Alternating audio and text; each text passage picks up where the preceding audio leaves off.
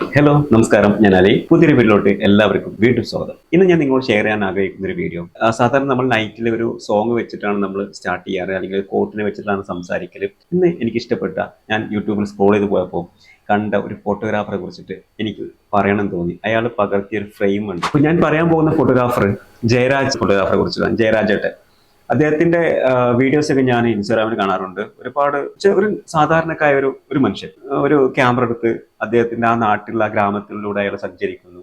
നമ്മൾ സാധാരണക്കാരെന്ന് പറയുമെങ്കിലും അദ്ദേഹത്തിന്റെ ഔട്ട്പുട്ട് ഒരു രക്ഷയില്ല, കിടിലം ഫ്രെയിം ആയിരിക്കും. ഈ പുലിക്കളിയുടെ പല ഫോട്ടോസ് ഞാൻ കണ്ടിട്ടുണ്ട്. പുലിക്കളി, അവരുടെ ആ കുറച്ച് ഫോട്ടോസ്, ആ മൊമെന്റ്സ്, ആ കളികൾ, ഇതൊക്കെയാണ് സാധാരണ ഫോട്ടോ ആയിട്ട് വരാറ്. പക്ഷെ അതിനൊക്കെ വ്യത്യസ്തമായിട്ട് എന്നെ അത്ഭുതപ്പെടുത്തിയൊരു കാര്യം, ആ ഒരു കലാരൂപത്തെ അല്ലെങ്കിൽ ആ ചിത്രത്തെ അദ്ദേഹം പ്ലേസ് ചെയ്തതാണ്. എന്ന് വെച്ചാൽ ഒരു കാടിന്റെ അല്ലെങ്കിൽ വനത്തിന്റെ പ്രതീതി അവിടെ കൊണ്ടുവന്നിട്ട് ക്ലിക്ക് ചെയ്യാനുള്ള തോട്ട് ഉണ്ടല്ലോ, അല്ലെങ്കിൽ എനിക്ക് ഇങ്ങനെ എടുക്കണം, ഒരു പുലി കാട്ടിൽ നിൽക്കുന്നത് പോലെ, അല്ലെങ്കിൽ ഒരു നമ്മൾ ഒളിഞ്ഞു നോക്കുന്നത് പോലത്തെ ഒരു ഫ്രെയിം ഉണ്ടാക്കാനുള്ള തോട്ടാണ് എനിക്കിതിൽ അപ്രീഷിയേറ്റ് ചെയ്യാനുള്ളത്. അഭിനന്ദിക്കാതിരിക്കാൻ വയ്യ.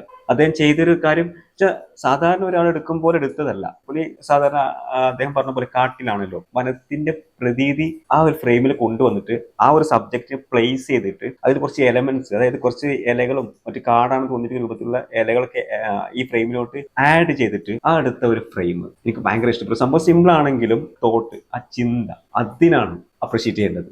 ഞാനൊരു ഫോട്ടോഗ്രാഫർ എന്ന നിലയിൽ നമ്മൾ എപ്പോഴും ആഗ്രഹിക്കുന്നത് ഒരു ഫ്രെയിം എങ്ങനെ ഉണ്ടാക്കിയെടുക്കുക എന്നുള്ളത് തന്നെയാണ്. ഞാൻ എപ്പോഴും യൂട്യൂബിൽ സെർച്ച് ചെയ്യുന്ന ഒരു കാര്യം, ഒരു ഫ്രെയിം എങ്ങനെ കണ്ടെത്താം, ഒരു കഥ പറയുന്ന ഫ്രെയിം എങ്ങനെ ക്രിയേറ്റ് ചെയ്യാം എന്നെ കുറിച്ച് വീഡിയോ ഒക്കെയാണ് ഞാൻ അധികം കാണാറ്.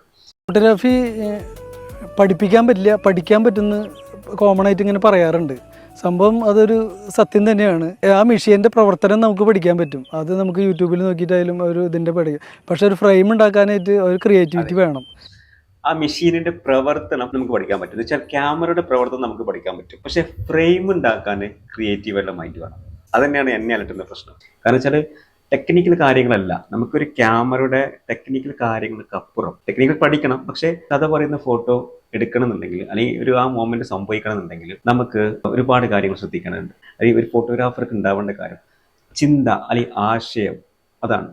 കാരണം ഞാൻ എപ്പോഴും ഒരു കഥ പറയുന്ന ഒരു ഫോട്ടോ എങ്ങനെ എടുക്കാം, എങ്ങനെയാണ് ഒരു കഥ പറയുന്ന ഫോട്ടോ എടുക്കാനായിട്ട് എന്തൊക്കെ കാര്യം ശ്രദ്ധിക്കണം, ഇതൊക്കെ ഞാൻ കൂടെ സെർച്ച് ചെയ്യുന്ന കാര്യങ്ങളാണ്. താങ്ക് യു ജയരാജേട്ടാ. കാരണം ഇങ്ങനത്തെ ഫ്രെയിമുകളും തുറന്നു പറച്ചിലുകളും ഒക്കെ ഒരു ഫോട്ടോഗ്രാഫർ നിലയിൽ എനിക്ക് പ്രചോദനമാണ്, അല്ലെങ്കിൽ ഫോട്ടോഗ്രാഫർമാർക്ക് പ്രചോദനമാണ്.